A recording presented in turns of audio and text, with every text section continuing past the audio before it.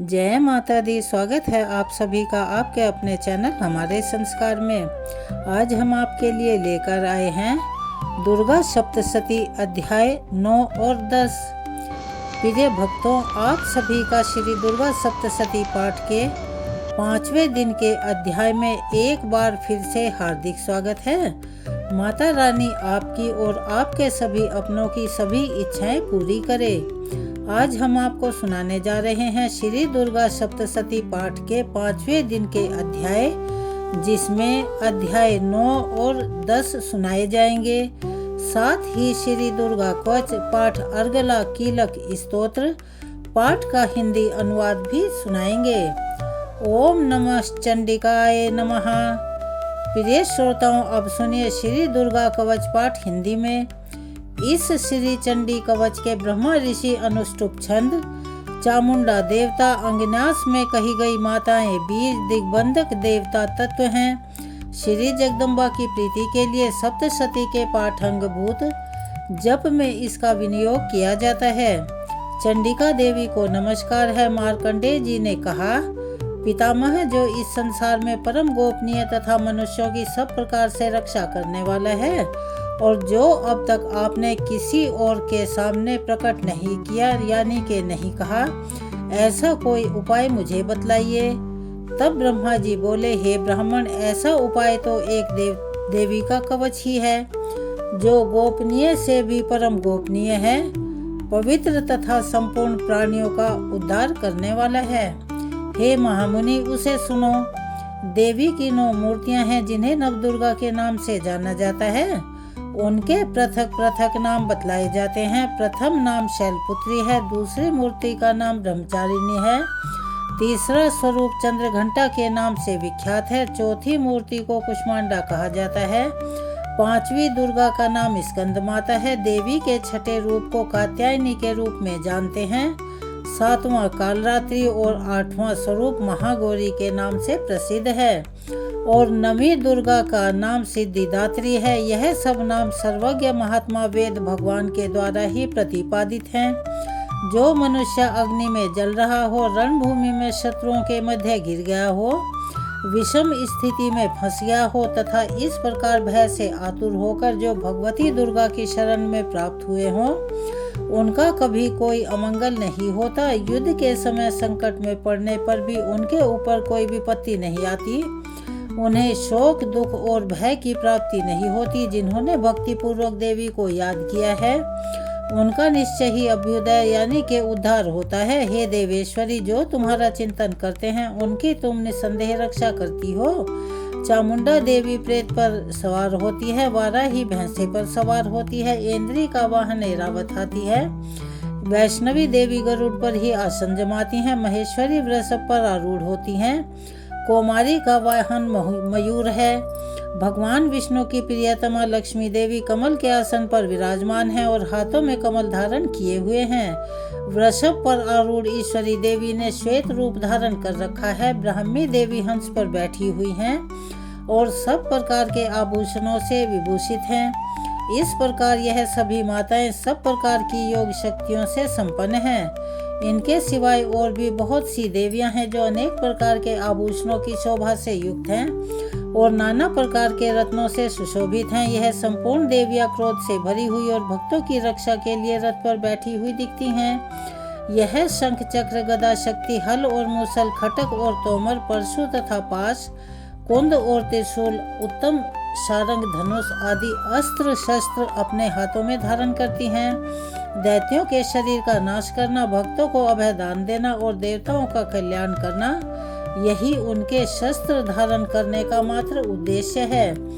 कवच आरंभ करने से के बाद इस प्रकार प्रार्थना करनी चाहिए कि महान रौद्र रूप, अत्यंत घोर पराक्रम, महान बल और महान उत्साह वाली देवी, आप महान भयों का नाश करने वाली हो। आपको नमस्कार है। आपकी ओर देखना भी कठिन है। शत्रुओं का भय बढ़ाने वाली जगदम्बिके मेरी रक्षा करो। पूर्व दिशा में इंद्र शक्ति मेरी रक्षा करें। अग्नेय कोण में अग्नि शक्ति, दक्षिण दिशा में वाराही और नैऋत्य कोण में खड़गधारिणी मेरी रक्षा करें। पश्चिम दिशा में वारुणी और वायव्य कोण में मृग पर सवारी करने वाली देवी मेरी रक्षा करें। उत्तर दिशा में कौमारी और ईशान कोण में शूलधारिणी देवी रक्षा करें। ब्रह्माणी आप ऊपर की ओर से मेरी रक्षा करो और वैष्णवी देवी नीचे की ओर से मेरी रक्षा करें। इसी प्रकार सबको अपना वाहन बनाने वाली चामुंडा देवी दसों दिशाओं में मेरी रक्षा करें। जया आगे से और विजया पीछे की ओर से मेरी रक्षा करें। वाम भाग में अजिता और दक्षिण भाग में अपराजिता रक्षा करें। उद्योतनी शिख की रक्षा करें। उमा मेरे मस्तक पर विराजमान होकर रक्षा करें। ललाट में मालाधरी रक्षा करें और यशस्विनी देवी मेरी भौहों का संरक्षण करें। भौहों के मध्य भाग में त्रिनेत्रा और नयनों की यमघंटा देवी रक्षा करें। दोनों नेत्रों के मध्य भाग में शंखनी और कानों में द्वारवासिनी रक्षा करें। कालिका देवी कपोलों की तथा भगवती शंकरी कानों के मूल भाग की रक्षा करें। नासिका में सुगंधा और ऊपर के होंठ में चर्चिका देवी रक्षा करें। नीचे के होंठ में अमृतकला और जिह्वा में सरस्वती देवी रक्षा करें। कौमारी दांतों की और चंडिका कंठ प्रदेश की रक्षा करें। चित्रघंटा गले की घाटी की और महामाया तालु में रहकर रक्षा करें। कामाक्षी ठोड़ी की और सर्वमंगला मेरी वाणी की रक्षा करें। भद्रकाली ग्रीवा में और धनुर्धरी पृष्ठ वंश अर्थात मेरुदंड में रहकर रक्षा करें। कंठ के भारी भाग में नील ग्रीवा और कंठ की नली में नलकुबरी रक्षा करें। दोनों कंधों में खड़गनी और मेरी दोनों भुजाओं की वज्रधारिणी रक्षा करें। दोनों हाथों में दंडनी और अंगुलियों की अंबिका रक्षा करें। शूलेश्वरी नखों की रक्षा करें। कुलेश्वरी कुक्षी अर्थात पेट में रहकर रक्षा करें। महादेवी दोनों स्तनों की और शोक विनाशिनी देवी धन मन की रक्षा करें। ललिता देवी हृदय में और शूलधारिणी उदर में रहकर रक्षा करें। नाभि में कामिनी और गुह्य भाग में गुह्येश्वरी रक्षा करें। पूतना और कामिका लिंग की और महिषवासिनी गुदा की रक्षा करें। भगवती कटी भाग में और विंध्यवासिनी घुटनों की रक्षा करें। संपूर्ण कामनाओं को देने वाली महाबला देवी दोनों पिंडलियों की रक्षा करें। नरसिंह देवी टखनों की और तेजस्वी देवी दोनों चरणों के पृष्ठ भाग की रक्षा करें। श्री देवी पैरों की उंगलियों में, तलवासिनी पैरों के तलवों में रहकर रक्षा करें। अपनी दाढ़ों के कारण भयंकर दिखाई देने वाली दष्टा कराली देवी नखों की और उदरवेशनी देवी केशों की रक्षा करें। रोमावलियों के छिद्रों में कौबेरी और त्वचा की बागेश्वरी देवी रक्षा करें। पार्वती देवी रक्त मज्जा वसा मांस हड्डी और मेद की रक्षा करें। आंतों की कालरात्रि और पित्त की मुकुटेश्वरी रक्षा करें। मूलाधार आदि कमल कोशों में पद्मावती देवी और कफ में चूड़ामणि देवी स्थित होकर रक्षा करें।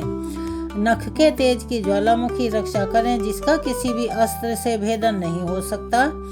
वह अभया देवी शरीर की समस्त संधियों में रहकर रक्षा करें। ब्राह्मणी आप मेरे वीर्य की रक्षा करें। हे छत्रेश्वरी छाया की तथा धर्मधारिणी देवी मेरे अहंकार मन और बुद्धि की रक्षा करें। हाथ में वज्र धारण करने वाली वज्र हस्ता देवी मेरे प्राण अपान ज्ञान उदान और समान वायु की रक्षा करें। कल्याण से शोभित होने वाली भगवती कल्याण शोभना मेरे प्राणों की रक्षा करें। रस रूप गंध शब्द और स्पर्श इन विषयों का अनुभव करते समय योगिनी देवी रक्षा करें तथा सत्व गुण तमोगुण और रजोगुण की रक्षा सदा नारायणी देवी करें। वाराही आयु की रक्षा करें। वैष्णवी धर्म की रक्षा करें और चक्रनी अर्थात चक्र धारण करने वाली देवी यश कीर्ति लक्ष्मी धन तथा विद्या की रक्षा करें। इंद्राणी आप मेरे गोत्र की रक्षा करें। हे चंडिके आप मेरे पशुओं की रक्षा करो। महालक्ष्मी पुत्रों की रक्षा करो और भैरवी पत्नी की रक्षा करें। मेरे पथ की सुपथा तथा मार्ग की क्षेमकरी रक्षा करें। राजा के दरबार में महालक्ष्मी रक्षा करें और सब और व्याप्त रहने वाली विजया देवी संपूर्ण भयों से मेरी रक्षा करें। देवी जो स्थान कवच में नहीं कहा गया है अतः रक्षा से रहित है, वह सब आपके द्वारा सुरक्षित हो, क्योंकि आप विजयशालिनी और पाप नाशिनी हो। यदि अपने शरीर का भला चाहें तो मनुष्य बिना कवच के कहीं एक पग भी ना जाएं। कवच का पाठ करते ही यात्रा करें। कवच के द्वारा सब ओर से सुरक्षित मनुष्य जहाँ जहाँ भी जाता है वहाँ वहाँ उसे धन लाभ होता है तथा संपूर्ण कामनाओं की सिद्धि करने वाली विजय की प्राप्ति होती है। वह जिस जिस अभीष्ट वस्तुओं का चिंतन करता है उसको निश्चय ही प्राप्त कर लेता है। वह पुरुष इस पृथ्वी पर तुलना रहित महान ऐश्वर्य का भागी होता है। कवच से सुरक्षित मनुष्य निर्भय हो जाता है। युद्ध में उसकी पराजय नहीं होती और वह तीनों लोकों में पूजनीय होता है। देवी का यह कवच देवताओं के लिए भी अति दुर्लभ है। जो प्रतिदिन नियम पूर्वक तीनों संध्याओं के समय श्रद्धा के साथ इसका पाठ करता है उसे देवी कला प्राप्त होती है और वह तीनों लोकों में कहीं भी पराजित नहीं होता। इतना ही नहीं, वह अल्प मृत्यु से रहित होकर 100 से भी अधिक वर्षों तक जीवित रहता है। मकरी, चेचक और कोढ़ आदि उसकी संपूर्ण व्याधियां और संपूर्ण समस्याएं नष्ट हो जाती हैं। कनेर, भांग, अफीम, धतूरे आदि का स्थावर विष, सांप और बिच्छू आदि के काटने से चढ़ा हुआ जंगम विष तथा अहीफेन और तेल के संयोग आदि से बनने वाला कृत्रिम विष, यह सब प्रकार के विष दूर हो जाते हैं, उनका कोई असर नहीं होता। इस पृथ्वी पर मारण, मोहन, उच्चाटन आदि जितने भी अभिचारिक प्रयोग होते हैं तथा इस प्रकार के जितने यंत्र मंत्र तंत्र होते हैं वे सब इस कवच को हृदय में धारण कर लेने पर अपने आप ही मनुष्य को देखते ही नष्ट हो जाते हैं। इतना ही नहीं, पृथ्वी पर विचरने वाले ग्राम देवता आकाशचारी देव, विशेष जल के संबंध से प्रकट होने वाले गण, उपदेश मात्र से सिद्ध होने वाले निम्न कोटि के देवता, अपने जन्म के साथ प्रकट होने वाले देवता, कुल देवता, माला अर्थात कंठमाला आदि, डाकिनी, शाकिनी, अंतरिक्ष में विचरने वाली अत्यंत बलवती भयानक डाकिनियां, ग्रह, भूत, पिशाच, यक्ष, गंधर्व, राक्षस, ब्रह्म राक्षस, बेताल, कुष्मांड और भैरव आदि अनिष्टकारक देवता भी हृदय में कवच धारण किए रहने पर उस मनुष्य को देखते ही भाग जाते हैं। कवचधारी पुरुष को राजा के समान वृद्धि प्राप्त होती है। यह कवच मनुष्य के तेज की वृद्धि करने वाला अति उत्तम है।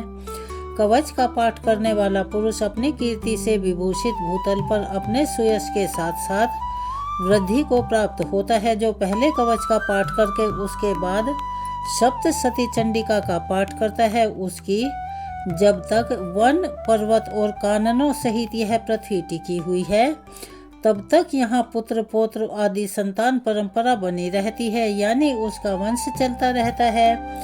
फिर देह का अंत होने पर वह पुरुष भगवती महामाया के प्रसाद से उस नित्य परम पद को प्राप्त होता है जो देवताओं के लिए भी अति दुर्लभ है।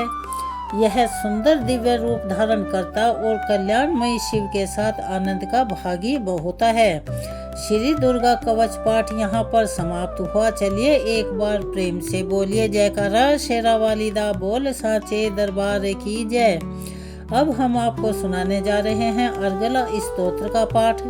श्री मार्कंडेय जी कहते हैं, जयंती मंगला काली भद्रकाली कपालिनी दुर्गा क्षमा शिवा धात्री स्वाहा और स्वधा इन नामों से प्रसिद्ध जगदम्बिके आपको मेरा नमस्कार है। हे देवी चामुंडे आपकी जय हो।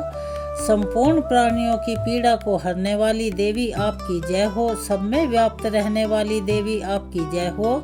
काल रात्रि आपको नमस्कार है। मधु और कैटब को मारने वाली तथा ब्रह्मा जी को वर देने वाली देवी आपको नमस्कार है।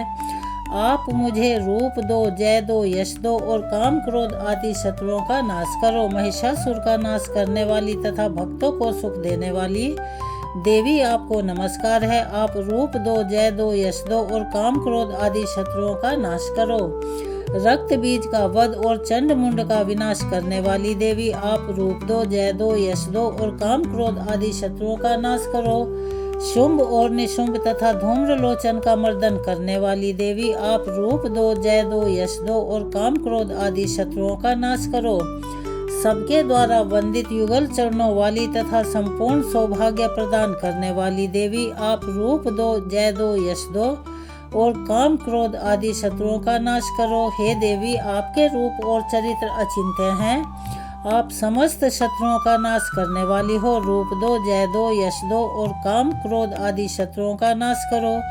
पापों को दूर करने वाली चंडी के जो भक्ति पूर्वक आपके चरणों में सर्वदा मस्तक झुकाते हैं उन्हें रूप दो, जय दो, यश दो और उनके काम क्रोध आदि शत्रुओं का नाश करो। रोगों का नाश करने वाली चंडी के जो भक्ति पूर्वक आपकी स्तुति करते हैं उन्हें रूप दो, जय दो, यश दो और उनके काम क्रोध आदि शत्रुओं का नाश करो। हे चंडी के इस संसार में जो भक्ति पूर्वक आपकी पूजा करते हैं, उन्हें रूप दो, जय दो, यश दो और उनके काम क्रोध आदि शत्रुओं का नाश करो। मुझे सौभाग्य और आरोग्य दो, परम सुख दो, रूप दो, जय दो, यश दो और मेरे काम क्रोध आदि शत्रुओं का नाश करो। जो मुझसे द्वेष रखते हों उनका नाश और मेरे बल की वृद्धि करो। रूप दो, जय दो, यश दो और मेरे काम क्रोध आदि शत्रुओं का नाश करो।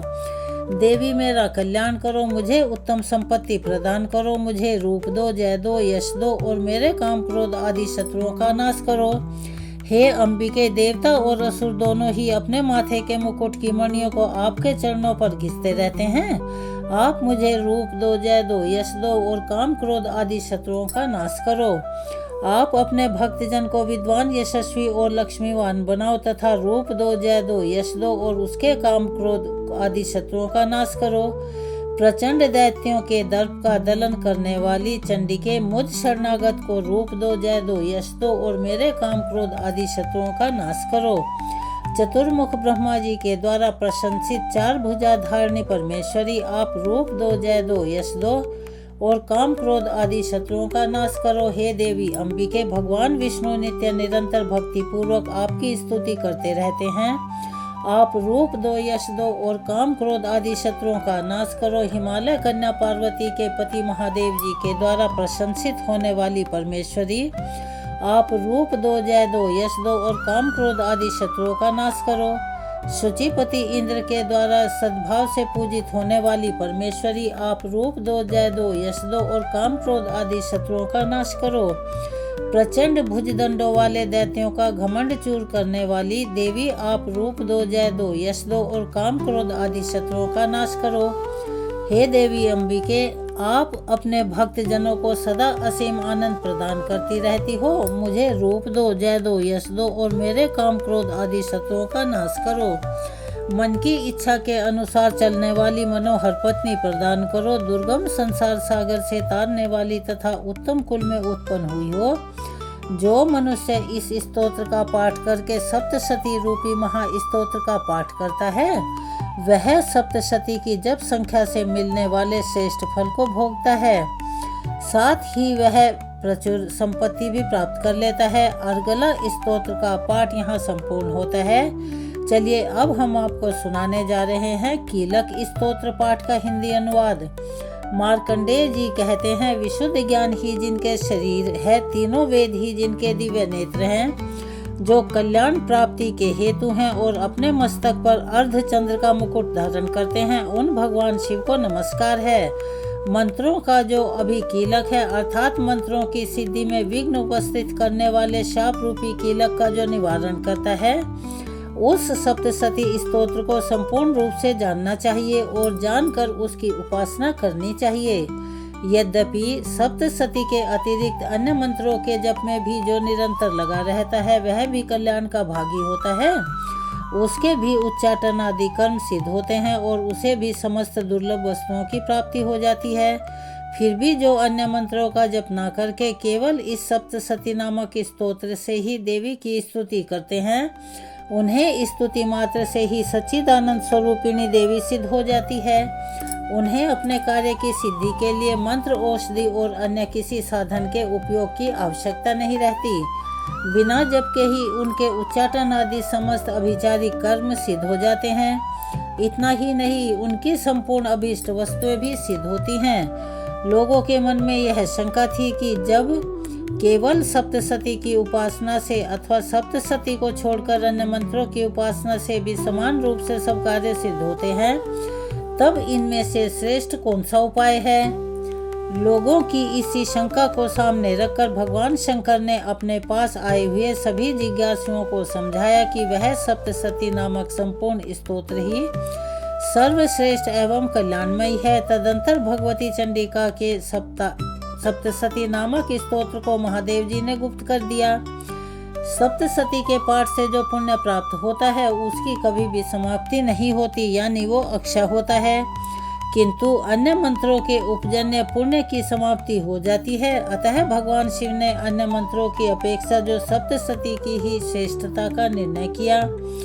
उसे यथार्थ ही जानना चाहिए। अन्य मंत्रों का जप करने वाला पुरुष भी यदि सप्तशती के स्तोत्र और जप का अनुष्ठान कर ले तो वह भी पूर्ण रूप से ही कल्याण का भागी होगा।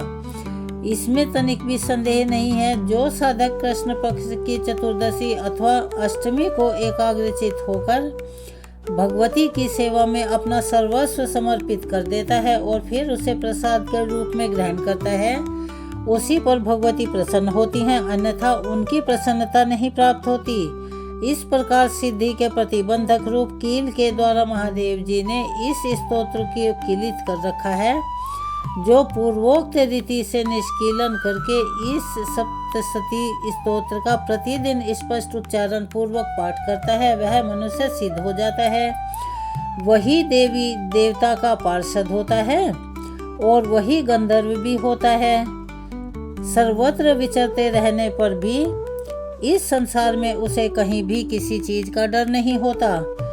वह अल्प मृत्यु के वश में भी नहीं पड़ता और देह त्यागने के बाद मोक्ष प्राप्त कर लेता है। अतः कीलन को जानकर उसका परिहार करके ही सप्तशती का पाठ आरंभ करें। जो ऐसा नहीं करता उसके धर्म का और उसके कर्म का नाश हो जाता है। इसीलिए कीलक और निष्कीलन का ज्ञान प्राप्त करने पर ही यह स्तोत्र निर्दोष होता है और विद्वान पुरुष इस निर्दोष स्तोत्र का ही पाठ आरंभ करते हैं। स्त्रियों में जो कुछ भी सौभाग्य आदि दृष्टि गोचर होता है यानी दिखता है वह सब देवी के प्रसाद का ही फल है। अतः इस कल्याणमयी स्तोत्र का सदा जप करना चाहिए। इस स्तोत्र का मंद स्वर से पाठ करने पर स्वल्प फल की प्राप्ति होती है और उच्च स्वर से पाठ करने पर पूर्ण फल की सिद्धि होती है। इसीलिए उच्च स्वर से ही इसका पाठ आरंभ करना चाहिए। जिनके प्रसाद से ऐश्वर्य, सौभाग्य, आरोग्य, संपत्ति, शत्रुओं का नाश तथा परम मोक्ष की भी सिद्धि होती है, उन देवी की स्तुति मनुष्य को अवश्य करनी चाहिए। यहाँ पर कीलक स्तोत्र संपूर्ण होता है। अब 9वें अध्याय में निशुंभ का वध का वर्णन किया गया है। राजा ने कहा, भगवान आपने रक्त बीज के वध से संबंध रखने वाला देवी चरित्र का यह अद्भुत महात्म्य मुझे बतलाया।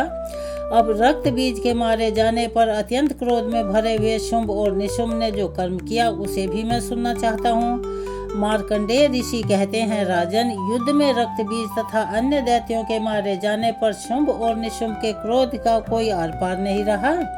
अपनी विशाल सेना इस प्रकार मारी जाती देखकर निशुंभ रोष में भरकर देवी की ओर दौड़ पड़ा।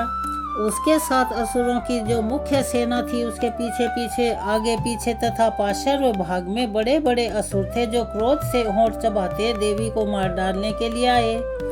महापराक्रमी शुंभ भी अपनी सेना के साथ मात्र गणों से युद्ध करके क्रोधवश चंडिका को मारने के लिए आ पहुंचा। तब देवी के साथ शुंभ और निशुंभ का घोर संग्राम छिड़ गया। वे दोनों दैत्य मेघों की तरह बाणों की वर्षा कर रहे थे।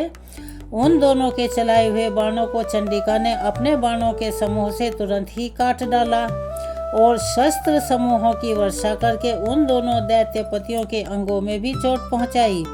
निशुंभ ने तीखी तलवार और चमकती हुई ढाल लेकर देवी के श्रेष्ठ वाहन सिंह के मस्तक पर यानी माथे पर प्रहार कर दिया। अपने वाहन को चोट पहुंचने पर देवी ने सर्प नामक बाण से निशुंभ की श्रेष्ठ तलवार तुरंत ही काट डाली और उसकी ढाल को भी, जिसमें 8 चांद जड़े हुए थे, खंड खंड कर दिया। ढाल और तलवार के कट जाने पर उस असुर ने शक्ति चलाई, किंतु सामने आने पर देवी ने चक्र से उसके भी 2 टुकड़े कर दिए। अब तो निशुंभ क्रोध से जल उठा और उस दानव ने देवी को मारने के लिए शूल उठाया, किंतु देवी के समीप आने पर उसे भी मुक्के से मारकर चूर कर दिया। तब उसने गदा घुमाकर चंडी के ऊपर गदा चलाई, परंतु वह भी देवी के त्रिशूल से कटकर भस्म हो गई। उसके पश्चात दैत्यराज निशुंभ को फरसा हाथ में लेकर आते देख ने बाण समूह से घायल कर धरती पर सुला दिया। उस भयंकर पराक्रमी भाई निशुंभ के धाराशायी हो जाने पर शुंभ को बड़ा क्रोध आया और अंबिका का वध करने के लिए वह आगे बढ़ा। रथ पर बैठे बैठे ही उत्तम आयुधों से सुशोभित अपनी बड़ी बड़ी 8 अनुपम भुजाओं से समूचे आकाश को ढककर वह अद्भुत शोभा पाने लगा। उसे आते देख देव ने शंख बजाया और धनुष की प्रत्यंचा का भी अत्यंत दुस्सह शब्द किया। साथ ही अपने घंटे के शब्द से जो समस्त दैत्य सैनिकों का तेज नष्ट करने वाला था, संपूर्ण दिशाओं को व्याप्त कर दिया। तदंतर सिंह ने भी अपनी दहाड़ से, जिसे सुनकर बड़े बड़े गजराजों का महान मद चूर हो जाता है, आकाश, पृथ्वी और 10 दिशाओं में गुंजायमान कर दिया। फिर काली ने आकाश में उछलकर अपने दोनों हाथों से पृथ्वी पर आघात किया। उससे ऐसा भयंकर शब्द हुआ जिससे पहले के सभी शब्द शांत हो गए, यानी कम लगने लगे। उसके पश्चात शिवदूती ने दैत्यों के लिए अमंगलजनक अट्टहास किया। इन शब्दों को सुनकर समस्त असुर थर्रा उठे, किंतु शुंभ को बड़ा क्रोध आया। उस समय देवी ने जब शुंभ को लक्ष्य करके कहा, अरे ओ दुरात्मन, खड़ा रह, खड़ा रह। तभी आकाश में खड़े हुए देवता बोल उठे, जय हो, जय हो। शुंभ ने वहां आकर ज्वालाओं से युक्त अत्यंत भयानक शक्ति चलाई। अग्निमयी पर्वत के समान आती हुई उस शक्ति को देवी ने बड़े भारी शूल से दूर हटा दिया। उस समय शुंभ के सिनाद से तीनों लोक गूंज उठे। राजन, उसकी प्रतिध्वनि से वज्रपात के समान भयानक शब्द हुआ, जिसे अन्य सब शब्दों को जीत लिया, यानी उनको कम कर दिया। शुंभ के चलाए हुए बाणों को देवी ने और देवी के चलाए हुए बाणों को शुंभ ने अपने भयंकर बाणों द्वारा सैकड़ों और हजारों टुकड़ों में विदीर्ण कर दिया। तब क्रोध में भरी हुई चंडिका ने शुंभ को शूल से मारा। उसके आघात से मूर्छित होकर वह पृथ्वी पर गिर पड़ा। इतने में ही निशुंभ को चेतना हुई और उसने धनुष हाथ में लेकर बाणों द्वारा देवी, काली तथा सिंह को घायल कर डाला। फिर उस दैत्यराज ने 10,000 बाहें बनाकर चक्रों के प्रहार से चंडिका को आच्छादित कर दिया। तब दुर्गम पीड़ा का नाश करने वाली भगवती दुर्गा ने कुपित होकर अपने बाणों से उन चक्रों तथा बाणों को काट गिराया। यह देखकर निशुंभ दैत्य सेना के साथ चंडिका का वध करने के लिए हाथ में गदा लेकर बड़ी तेजी से दौड़ पड़ा। उसके आते ही चंडी ने तीखी धार वाली तलवार से उसकी गदा को शीघ्र ही काट गिराया। तब उसने शूल हाथ में ले लिया। देवताओं को पीड़ा देने वाले निशुंभ को शूल हाथ में लिए हुए आते देख चंडिका ने वेग से चलाए हुए अपने शूल से उसकी छाती छेद डाली। शूल से विदीर्ण हो जाने पर उसकी छाती से दूसरा महाबली एवं महापराक्रमी पुरुष खड़ी रह कहता हुआ निकला। उस निकलते हुए पुरुष की बात सुनकर देवी उठकर हंस पड़ी और खड्ग से उन्होंने उसका मस्तक काट डाला। फिर तो वह पृथ्वी पर गिर पड़ा। उसके पश्चात सिंह अपनी दाढ़ों से असुरों की गर्दन कुचलकर खाने लगा। यह बड़ा भयंकर दृश्य था। इधर काली तथा शिवदूती ने भी जो बहुत सारे अन्य दैत्य थे उनका भक्षण आरंभ कर दिया। कौमारी की शक्ति से विदीर्ण होकर कितने ही महादैत्य नष्ट हो गए। ब्रह्माणी के मंत्रभूत जल से निस्तेज होकर कितने ही भाग खड़े हुए। कितने ही दैत्य महेश्वरी के त्रिशूल से छिन्न भिन्न होकर धाराशाही हो गए। वाराही के थूतन से आघात से कितने का ही पृथ्वी पर कचूमर निकल गया। वैष्णवी ने भी अपने चक्र से दानवों के टुकड़े टुकड़े कर डाले। इंद्री के हाथ से छूटे हुए वज्र से भी कितने ही प्राणों से हाथ धो बैठे। कुछ असुर नष्ट हो गए, कुछ उस महायुद्ध में भाग गए और कितने ही काली शिवदूती तथा सिंह के ग्रास बन गए। जय माता दी। इस प्रकार श्री मार्कंडेय पुराण में सावर्णिक मनवंतर की कथा के अंतर्गत देवी महात्म्य में निशुंभ वध नामक 9वां अध्याय पूर्ण हुआ। चलिए अब हम आपको सुनाते हैं 10वां अध्याय, जिसमें शुंभ वध का वर्णन किया गया है। 10वें अध्याय को शुरू करने से पहले हम सब मिलकर एक बार माँ जगदम्बिके का अपने मन में ध्यान करें कि माँ मस्तक पर अर्धचंद्र धारण करने वाली शिव शक्ति स्वरूपा भगवती कामेश्वरी का हृदय में चिंतन करती हूँ। वे तपाए हुए स्वर्ण के समान सुंदर हैं। सूर्य, चंद्रमा और अग्नि, यही 3 उनके नेत्र हैं और वे अपने मनोहर हाथों में धनुष, बाण, अंकुश, पाश और शूल धारण किए हुए हैं। मार्कंडेय ऋषि कहते हैं, हे राजन, अपने प्राणों के समान प्यारे भाई निशुंभ को मारा गया देख तथा सारी सेना का संहार होता जान शुंभ ने क्रोधित होकर कहा, दुष्ट दुर्गे, तू बल के अभिमान में आकर झूठ मूठ का घमंड मत दिखा। तू बड़ी मानिनी बनी हुई है, किंतु दूसरी स्त्रियों के बल का सहारा लेकर लड़ती है। तब देवी बोली, अरे ओ दुष्ट, मैं अकेली ही हूँ। इस संसार में मेरे सिवाय दूसरी कौन है? देख, यह मेरी ही विभूतियाँ हैं, इसीलिए मुझ में ही प्रवेश कर रही हैं। तदंतर ब्रह्माणी आदि समस्त देवियां अंबिका देवी के शरीर में लीन हो गई। उस समय केवल अंबिका देवी ही रह गई। तब देवी बोली, मैं अपनी ऐश्वर्य शक्ति से अनेक रूपों में यहाँ उपस्थित हुई थी, उन सब रूपों को मैंने समेट लिया है, अब अकेले ही युद्ध में खड़ी हूँ, तुम भी स्थिर हो जाओ। मार्कंडेय ऋषि कहते हैं, राजन, तदंतर देवी और शुभ दोनों में सब देवताओं तथा दानवों के देखते देखते भयंकर युद्ध छिड़ गया। बाणों की वर्षा और तीखे अस्त्रों और दारुण अस्त्रों के प्रहार के कारण उन दोनों का युद्ध सब लोगों के लिए बड़ा भयानक लग रहा था। उस समय अंबिका देवी ने जो सैकड़ों दिव्य अस्त्र छोड़े, उन्हें दैत्यराज शुंभ ने उनके निवारक अस्त्रों द्वारा काट डाला। इसी प्रकार शुंभ ने भी जो दिव्य अस्त्र चलाए, उन्हें परमेश्वरी ने भयंकर हुंकार शब्द के उच्चारण आदि द्वारा खिलवाड़ यानी खेल ही खेल में नष्ट कर दिया। तब उस असुर ने सैकड़ों बाणों से देवी को आच्छादित कर दिया। यह देख क्रोध में भरी हुई उन देवी ने भी बाण मारकर उसका धनुष काट डाला। धनुष कट जाने पर फिर दैत्यराज ने शक्ति हाथ में ली, किंतु देवी ने चक्र से उसके हाथ की शक्ति को भी काट गिराया। उसके पश्चात दैत्यों के स्वामी शुंभ ने 100 चांदों वाली चमकती हुई ढाल और तलवार हाथ में लेकर उस समय देवी पर धावा यानी के हमला किया। उसके आते ही चंडिका ने अपने धनुष से छोड़े हुए तीखे बाणों द्वारा उसकी सूर्य किरणों के समान उज्जवल ढाल और तलवार को तुरंत काट दिया। फिर उस दैत्य के घोड़े और सारथी मारे गए। धनुष तो पहले ही कट चुका था, अब उसने अंबिका को मारने के लिए उद्धत होकर भयंकर मुदगर हाथ में ले लिया और आते ही अपने तीक्ष्ण बाणों से उसका मुदगर भी काट दिया, जिस पर वह असुर मुक्का तानकर बड़ी तेजी से देवी की ओर झपटा। उस दैत्यराज ने देवी की छाती में मुक्का मारा, तब उन देवी ने भी उसकी छाती में एक चांटा मारा। देवी का थप्पड़ खाकर दैत्यराज शुंभ पृथ्वी पर गिर पड़ा, किंतु पुनः सहसा पहले की तरह उठकर खड़ा हो गया। फिर वह उछला और देवी को ऊपर ले जाकर आकाश में खड़ा हो गया। तब चंडिका आकाश में भी बिना किसी आधार के ही शुंभ के साथ युद्ध करने लगी। उस समय दैत्य और चंडिका आकाश में एक दूसरे से युद्ध करने लगे और उनका वह युद्ध पहले सिद्ध और मुनियों को विस्मय में डालने वाला हुआ। फिर अंबिका ने शुंभ के साथ बहुत देर तक युद्ध करने के पश्चात उसे उठाकर घुमाया और पृथ्वी पर पटक दिया। पटके जाने पर पृथ्वी पर आने के बाद वह दुष्ट आत्मा दैत्य पुनः चंडिका का वध करने के लिए उसकी ओर बड़ी तेजी से दौड़ा। तब समस्त दैत्यों के राजा शुंभ को अपनी ओर आते हुए देख त्रिशूल से उसकी छाती छेद कर उसे पृथ्वी पर गिरा दिया। देवी के शूल की धार से घायल होने पर उसके प्राण पखेरु उड़ गए और वह समुद्रों, द्वीपों तथा पर्वतों सहित समूची पृथ्वी को कंपकपाता हुआ भूमि पर गिर पड़ा। इसके बाद उस दुरात्मा के मारे जाने पर संपूर्ण जगत प्रसन्न और पूर्ण स्वस्थ हो गया।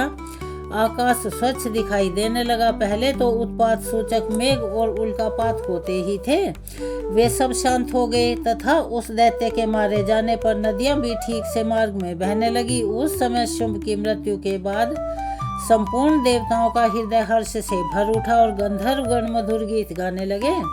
दूसरे गंधर्व बाजे बजाने लगे, अप्सराएं नाचने लगी, पवित्र वायु बहने लगी, सूर्य की प्रभा और भी उज्जवल हो गई, अग्निशाला की बुझी हुई आग अपने आप प्रज्वलित हो गई और संपूर्ण दिशाओं के भयंकर शब्द शांत हो गए। जय माता दी। इस प्रकार श्री मार्कंडेय पुराण में सावर्णिक मनवंतर की कथा के अंतर्गत देवी महात्म्य शुंभ वध नाम का 10वां अध्याय पूर्ण हुआ। इसके आगे के अध्याय हम आपको कल अपनी आने वाली वीडियो में सुनाएंगे। आप सभी से करबद्ध निवेदन है कि उसे भी अवश्य ही सुनिएगा। चलिए अब हम करते हैं माँ दुर्गा से क्षमा प्रार्थना। हे परमेश्वरी, मेरे द्वारा रात दिन सहस्त्रों अपराध होते रहते हैं। अपने भक्त समझ के मेरे उन अपराधों को आप कृपा पूर्वक क्षमा करें। हे परमेश्वरी, मैं आवाहन करना नहीं जानती, विसर्जन करना नहीं जानती तथा पूजा करने का ढंग भी नहीं जानती, मुझे क्षमा करो। हे देवी, हे सुरेश्वरी, मैंने जो मंत्रहीन, क्रियाहीन और भक्तिहीन पूजन किया है वह सब आपकी कृपा से ही पूर्ण हो। सैकड़ों अपराध करके भी जो आपकी शरण में जय जगदम्बिके कहकर पुकारता है उसे वह गति प्राप्त होती है जो ब्रह्मा आदि देवताओं के लिए भी सहज नहीं है। हे जगदम्बिके, मैं अपराधी हूँ, किंतु आपकी शरण में आई हूँ या आया हूँ, इस समय दया की पात्र हूँ। आप जैसा चाहो वैसा करो। देवी, परमेश्वरी अज्ञान से मूल से अथवा बुद्धि भ्रमित होने से मैंने जो कुछ भी कम या अधिक कर दिया हो वह सब क्षमा करो और प्रसन्न हो जाओ। जिस प्रकार की पूजा अर्चना या कथा का वाचन मैं कर पाई उसको भी स्वीकार करो और अगर कोई गलती हो तो उसके लिए माफ करो। हम सभी से हाथ जोड़कर यह प्रार्थना करते हैं कि अगर आप हमारे चैनल पर नए हैं तो प्लीज़ चैनल को सब्सक्राइब करें, वीडियो को लाइक करें, ज़्यादा से ज़्यादा शेयर करें, बेल आइकन को भी अवश्य ही दबाएं। कमेंट्स बॉक्स में जय माता दी, जय श्री कृष्णा, हर हर महादेव जिसमें भी आपकी श्रद्धा हो अवश्य लिखें और कमेंट्स के साथ साथ अपनी राय भी लिखें क्योंकि हमें उसका इंतज़ार रहता है और आप अगर कुछ बदलाव चाहते हैं तो हम वो भी करेंगे। अपना प्यार और सहयोग हमें ऐसे ही देते रहिएगा क्योंकि आपका प्यार और सहयोग हमारे लिए अनमोल होता है और हमें उससे बहुत मदद भी मिलती है। चलिए मिलते हैं अगली वीडियो में कथा के आगे के वृतांत के साथ। तब तक के लिए धन्यवाद।